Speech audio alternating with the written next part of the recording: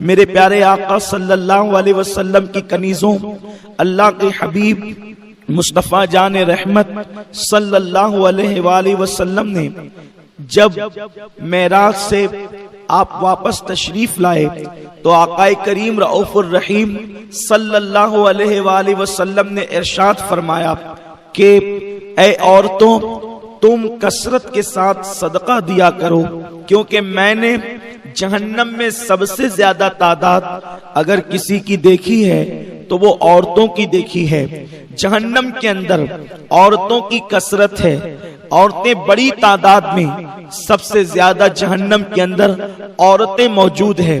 جب عورتوں نے یہ سنا یا کچھ ظاہر بین لوگوں نے یہ سنا کہ اللہ کے محبوب مصطفیٰ کریم رؤوف الرحیم صلی اللہ علیہ وآلہ وسلم نے فرمایا کہ میں نے جہنم میں عورتوں کو زیادہ دیکھا، عورتوں کو بڑی تعداد میں دیکھا، تو لوگوں نے معاذ اللہ یہ کہہ کر عورتوں کو بہکانا شروع کر دیا کہ دیکھو جنت اور جہنم کے معاملے میں بھی عورتیں دوسرے نمبر پہ رکھی گئی ہیں، یعنی عورتیں جہنم میں زیادہ ہیں۔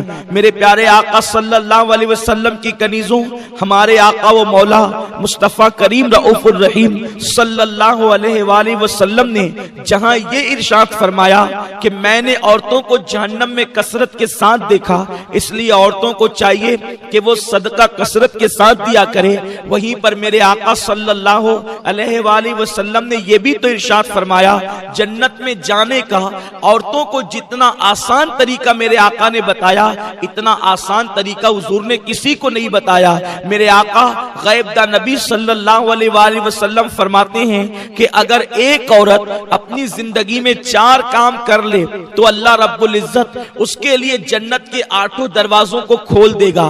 آپ اندازہ تو کریں، یہ مخبر صادق مصطفیٰ کریم رؤوف الرحیم صلی اللہ علیہ وسلم کا فرمان ہے، اللہ 8 دروازے کھول دے گا، یعنی جنت کے 8 دروازے ہیں، 1-2 دروازے نہیں بلکہ 8 دروازے کھول دیے جائیں گے، جنت کے تمام دروازے کھول دیے جائیں گے۔ اور میرا اللہ فرمائے گا اے خاتون، اے عورت، جس دروازے سے چاہے تو جنت میں داخل ہو جا، یعنی عورت کو روک ٹوک نہیں ہوگی بلکہ وہ جنت کے جس دروازے سے چاہے گی اللہ اس کو جنت میں داخل ہونے کی اجازت عطا فرمائے گا۔ لیکن شرط یہ ہے ایک عورت اپنی زندگی میں 4 کام کرتی رہے، پوری زندگی وہ 4 کاموں کو استقامت کے ساتھ انجام دیتی رہے۔ اے خاتون جنت کی کنیزوں، بے شمار درود و سلام ہو میرے آقا صلی اللہ علیہ وسلم پر، ان کی اہل بیت پر، ان کے اصحاب و عطرت پر۔ اللہ اکبر! آقا کریم صلی اللہ علیہ وسلم نے بہت لمبی چوڑی فہرست نہیں گنائی ہے بلکہ فرمایا عورتیں صرف 4 کام کریں اور جنت کے 8 دروازے ان کے لیے کھل جائے۔ اب آئیے وہ 4 کام کون سے ہیں؟ اگر ایک عورت کر لیتی ہے تو اللہ اس کے لیے جنت کے تمام دروازے کھول دیتا ہے اور جس دروازے سے چاہے وہ جنت میں داخل ہو سکتی ہے۔ میرے آقا مصطفیٰ کریم رؤوف الرحیم صلی اللہ علیہ وآلہ وسلم فرماتے ہیں سب سے پہلا کام جس کی بنیاد پر عورت کے لیے جنت کے 8 دروازے کھل جائیں گے، پہلا کام یہ ہے ایک عورت پابندی وقت کے ساتھ 5 وقت کی نماز پڑھتی رہے۔ میرے پیارے آقا صلی اللہ علیہ وسلم کی کنیزوں، میں سمجھتا ہوں عورت کے لیے کوئی مشکل کام نہیں ہے اگر ایک خاتون وقت نکال کر کے نماز پڑھے تو ایک نماز کے لیے عورت کو 10 سے 15 منٹ کا ٹائم لگتا ہے، اس سے زیادہ وقت نہیں لگتا، لیکن اس کے باوجود بھی عورتیں نماز کے لیے ٹائم نہیں نکالتی، عورتیں نماز کی کوشش نہیں کرتی، اور اگر ان کو کہا جاتا ہے نماز پڑھو تو عورتیں کہتی ہے مولانا دراصل بات یہ ہے کہ گھر کا کام اتنا ہوتا ہے اس لیے ہمیں ٹائم نہیں ملتا۔ میرے آقا صلی اللہ علیہ وسلم کی کنیزوں، میں آپ سے پوچھنا چاہتا ہوں، آپ مجھے بتائیں کہ آپ کو ٹائم کیسے نہیں ملتا؟ آپ سیریل دیکھنے کے لیے گھنٹہ نکال لیتی ہیں، آپ فلم دیکھنے کے لیے 3 گھنٹے نکال لیتی ہیں، آپ پڑوسن کے یہاں بیٹھنے کے لیے وقت نکال لیتی ہیں، آپ کہیں جانے کے لیے وقت نکال لیتی ہیں، آپ ولیمہ اور شادی میں جانے کے لیے ٹائم نکال لیتی ہیں، آپ ہر کام کے لیے وقت نکالتی ہیں، لیکن آپ جو ہے اللہ رب العزت کے لیے وقت نہیں نکال سکتی، اور وہ بھی صرف 10 سے 15 منٹ کا ٹائم ہے۔ میرے پیارے آقا صلی اللہ علیہ وسلم کی کنیزوں، 10 سے 15 منٹ کی حیثیت کیا ہے؟ ایک انسان اگر صرف چائے پیے تو چائے پینے میں بھی 5 سے 7 منٹ چلے جاتے ہیں، اتنا کم وقت لگتا ہے ایک وقت کی نماز کو، اس کے باوجود بھی عورتیں وقت نہیں نکالتی، کسی کو بچوں کا بہانہ، کوئی کچھ کوئی کچھ کوئی کچھ، لیکن اے خاتون جنت کی کنیزوں، دنیا کے اندر دنیا کے انسانوں کے سامنے آپ چاہے جو بہانہ پیش کر دے،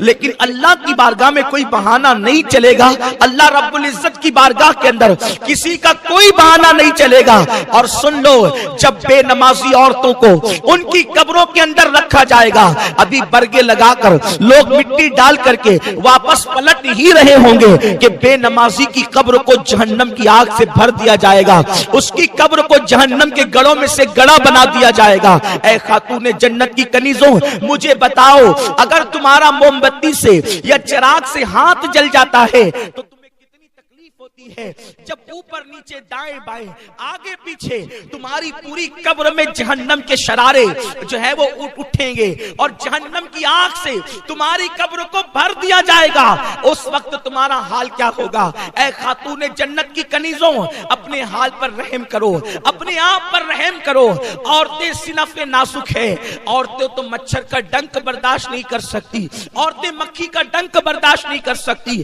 وہ جہنم کے بڑے بڑے بچھو، وہ جہنم کے خطرناک سانپ وہ تمہارے جسم کو جب ڈسیں گے تو تم کیسے برداشت کرو گی؟ اے خاتون جنت کی کنیزوں، اگر تمہیں اپنے وجود سے محبت ہے، اگر تمہیں اپنے جسم سے محبت ہے، اگر تمہیں اپنے آپ سے محبت ہے، تو میری گزارش آپ سے یہ ہے کہ اپنے آپ کو نماز کی پابند بناؤ، وقت نکال کر کے نماز پڑھو، ولیمہ میں جاؤ تو نماز پڑھو، شادی میں جاؤ تو نماز پڑھو، میت میں اگر کہیں جانا ہو تو نماز پڑھو، سفر میں ہو تو نماز پڑھو، اس لیے کہ آقا کریم رؤوف الرحیم مالک جنت صلی اللہ علیہ وسلم فرماتے ہیں، عورت 4 کام کرے تو اس کے لیے جنت کے 8 دروازے کھول دیے جائیں گے، جس میں سے پہلا کام یہ ہے کہ عورت نماز کی پابندی کرے۔ اس کے بعد میرے آقا مصطفیٰ کریم رؤوف الرحیم صلی اللہ علیہ وسلم فرماتے ہیں، دوسرا کام یہ ہے جس سے عورت کے لیے جنت کے 8 دروازے کھول دیے جائیں کہ وہ رمضان شریف کے روزے پابندی سے رکھے، ماہ رمضان کے روزوں کا اہتمام کرے۔ عورت بلا عذر شرعی روزوں کو چھوڑ نہیں سکتی، عورت روزوں کو ترک نہیں کر سکتی۔ چھپ چھپ کر کے کھانے والی عورتیں بلا عذر شرعی، صحت بھی ہے، تندرستی بھی ہے، اس کے باوجود بھی نہ کوئی بیماری ہے نہ کچھ ہے، پھر بھی عورتیں روزوں کو ترک کرتی ہے، ان کے لیے کتنا بڑا عذاب ہے۔ جو لوگ طاقت و قوت ہونے کے باوجود، صحت مند ہونے کے باوجود روزے نہ رکھے، ایسے لوگوں کے ہونٹوں کو اور ان کے گالوں کو اور ان کی زبانوں کو آگ کی کینچی سے، جہنم کی آگ کی بنی ہوئی کینچی سے کاٹا جائے گا۔ اس لیے عورتیں روزوں کی بھی پابندی کریں۔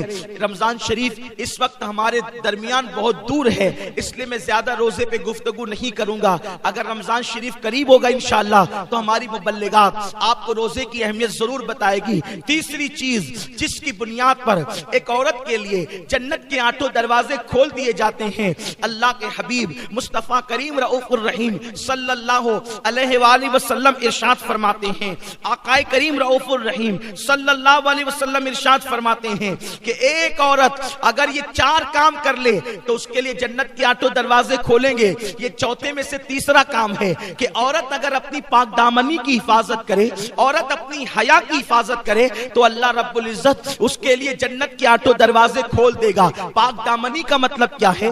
حیا کا مطلب کیا ہے؟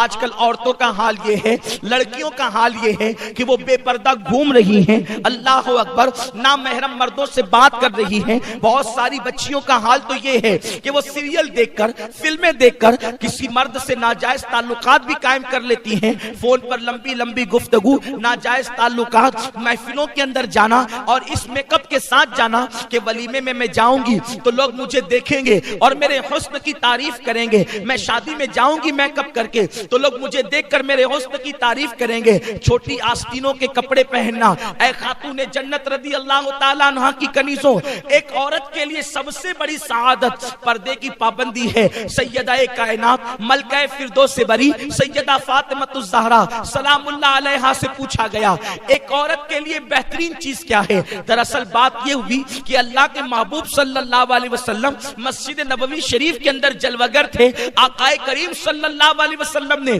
ایک دن صحابہ سے سوال کر لیا، اے میرے صحابہ یہ بتاؤ کہ عورت کے لیے بہترین چیز کیا ہے؟ سب سے بہترین سرمایہ عورت کے لیے کیا ہے؟ کسی صحابی نے کچھ کہا، کسی صحابی نے کچھ کہا، کسی صحابی نے کچھ کہا۔ ہر صحابی اپنے اپنے طور پر آقا کو جواب دیتے رہے، مگر میرے آقا صلی اللہ علیہ وسلم نے اس جواب کو مکمل صحیح قرار نہیں دیا۔ مولا کائنات شیر خدا علی کے مرتضیٰ اپنے گھر کسی کام سے تشریف لے گئے، اور جب گھر گئے تو سیدہ کائنات سیدہ فاطمہ الزہرا سے کہنے لگے، فاطمہ رسول پاک نے آج ہم لوگوں سے سوال کیا ہے عورت کے لیے بہترین چیز کیا ہے، عورت کے لیے بہترین سرمایہ کیا ہے؟ ہر صحابی اپنی اپنے طور پہ جواب دے رہا ہے، لیکن حضور علیہ السلام کسی کے جواب کی تصدیق نہیں فرماتے۔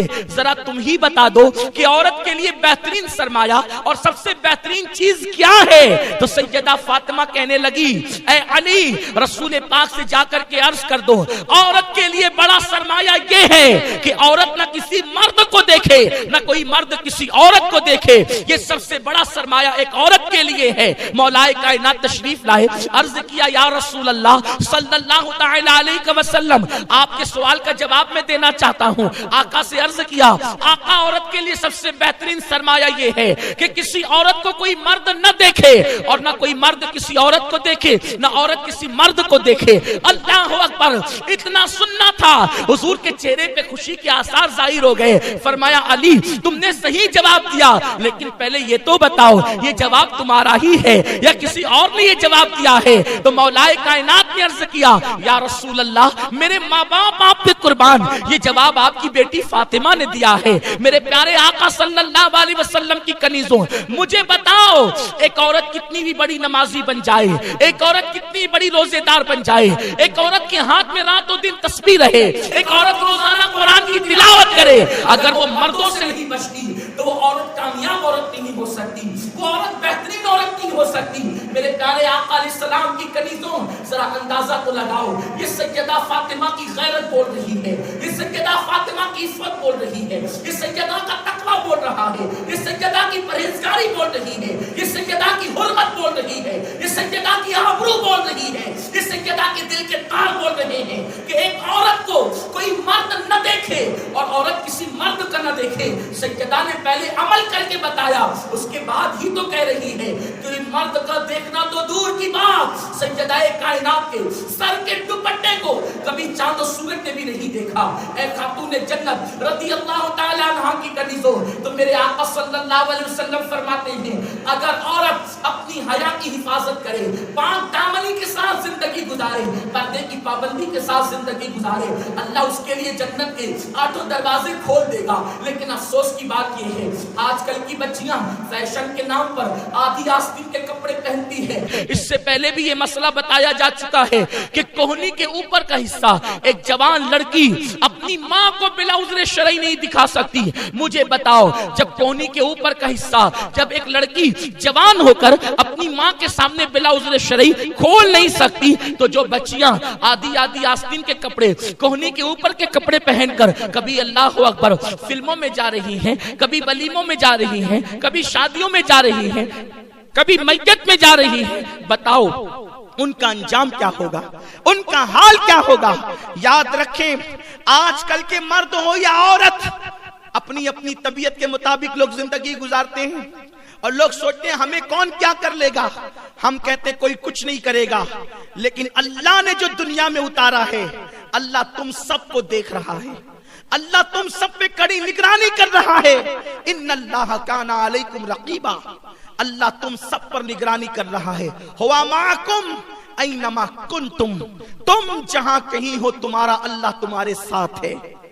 آج قدرت نے تمہیں چھوٹ دی ہے، آج اللہ نے ہم سب کو چھوٹ دی ہے، جو چاہو کر لو، لیکن جب تم اس دنیا سے کوچ کر جاؤ گی، جب تمہارے جسم کا تعلق تمہاری روح سے ٹوٹ جائے گا، اس وقت نہ تمہارا حسن رہے گا نہ جمال رہے گا، نہ تمہاری عمارتیں رہے گی، نہ تمہارے کپڑے رہیں گے، نہ تمہارے زیور رہیں گے، نہ تمہارے مکانات رہیں گے، نہ شوہر کا پیار ہوگا، نہ ماں کی شفقتیں، نہ باپ کی محبتیں، نہ بھائیوں کا جمگٹا، نہ سہیلیوں کا سرکل رہے گا، کچھ نہیں رہے گا۔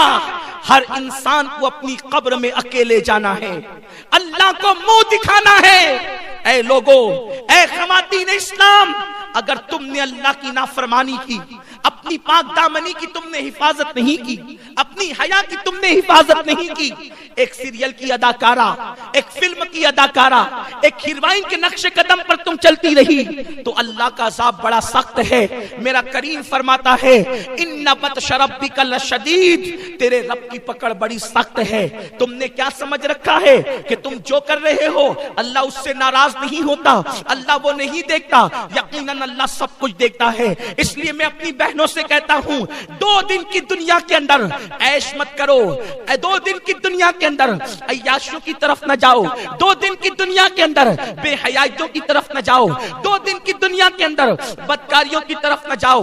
اے خاتون جنت کی کنیزوں، کوئی بال کی لالچ دے پھر بھی نہ پھسلنا، کوئی زیور کی لالچ دے پھر بھی نہ پھسلنا، کوئی اللہ اکبر بڑے سے بڑا لالچ دے، کوئی شادی کی لالچ دے پھر بھی نہ پھسلنا۔ اس کی وجہ یہ ہے کہ دنیا 2 دن کی ہے میری بہن۔ اگر کوئی زیور دے گا مرنے کے بعد زیور بھی یہیں رہ جائے گا، کوئی مال دے گا موت کے بعد مال بھی یہیں رہ جائے گا، اور اگر کوئی شوہر بن جائے گا تو مرنے کے بعد شوہر بھی تو یہیں رہ جائے گا، لیکن اللہ کی بارگاہ میں تو تم کفن میں اپنے اعمال لے کر کے جاؤ گی۔ اپنے آپ کو سنوارو، اللہ کو راضی کرنے کی کوشش کرو، اس تصور کے ساتھ زندگی گزارو کہ مجھے ایک جنتی عورت بن کر دنیا سے جانا ہے، مجھے ایک جنتی عورت بن کر کے دنیا سے کوچ کرنا ہے۔ حضور کا کرم تو دیکھیں، صرف 4 باتوں پر عورت کے لیے جنت کے 8 دروازے کھول دیا میرے سرکار نے۔ کاش کہ عورتیں اس پر عمل کرتی، حالانکہ بہت بڑی بات نہیں ہے، بہت چھوٹی سی بات ہے۔ آئیے میں تمہیں بتاؤں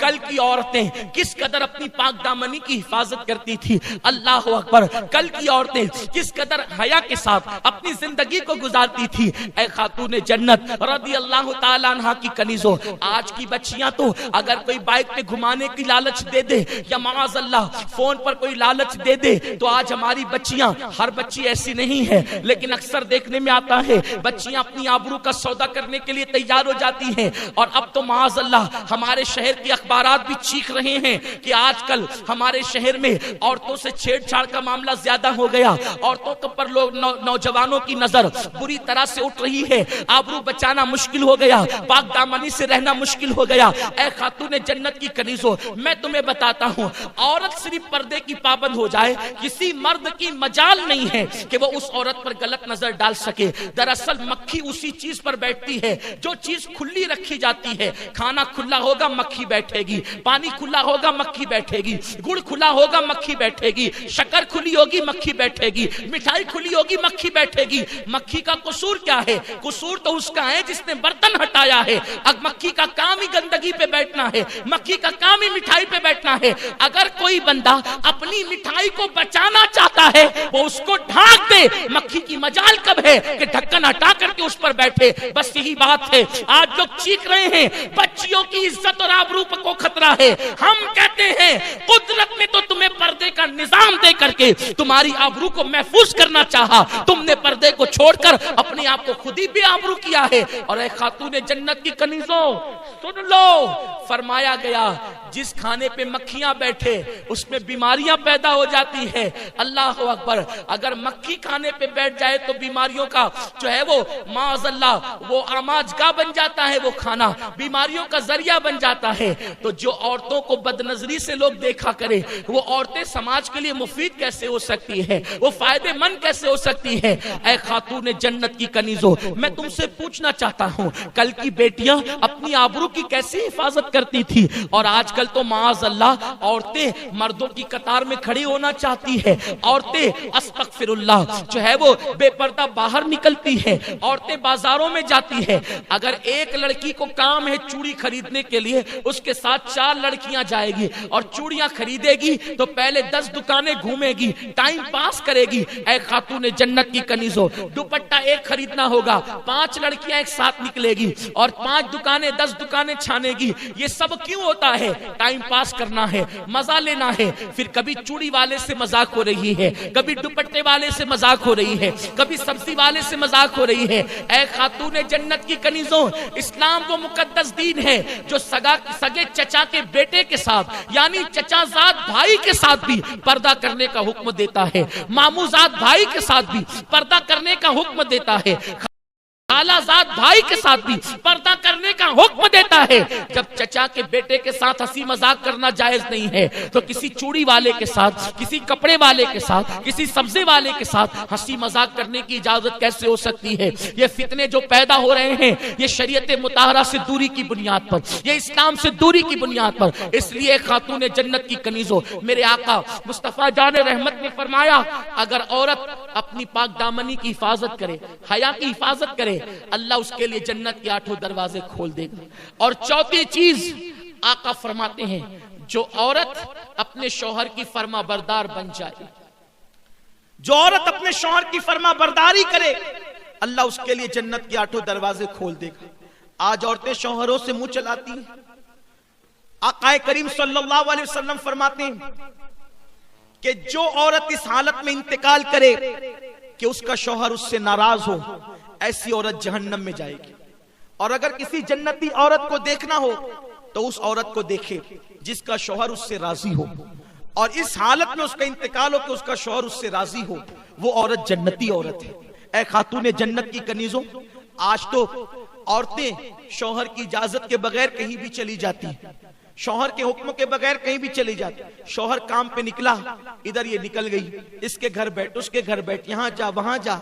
یاد رکھیں اگر شوہر منع کر دے تو بیوی کو یہ حق نہیں کہ وہ اپنے باپ کے گھر بھی جائے، اپنی ماں کے گھر بھی جائے، کیونکہ نکاح کے بعد، شادی کے بعد ماں باپ سے بڑا حق ایک عورت پر اس کے شوہر کا ہوتا ہے. آقا کریم علیہ السلام فرماتے ہیں کہ اگر اسلام میں اللہ کے سوا کسی کو سجدہ کرنے کی اجازت ہوتی تو میں عورتوں کو حکم دیتا کہ وہ اپنے شوہر کو سجدہ کرے، لیکن چونکہ کسی کو غیر اللہ کو سجدہ کرنے کی اجازت نہیں. یہاں مجھے ایک حدیث پاک یاد آتی ہے، خواتین غور سے سنیں. آج کل اگر شوہر ماں باپ کے گھر نہ بھیجے، بہنوں کے گھر نہ بھیجے، شادی میں نہ بھیجے تو عورتیں پنچایت بٹھا دیتی ہے کہ مجھے یہاں نہیں بھیجتے، وہاں نہیں بھیجتے، اور گھر کی عزت باہر آتی ہے. آئیے دل کے کانوں سے اس حدیث پاک کو سنیں.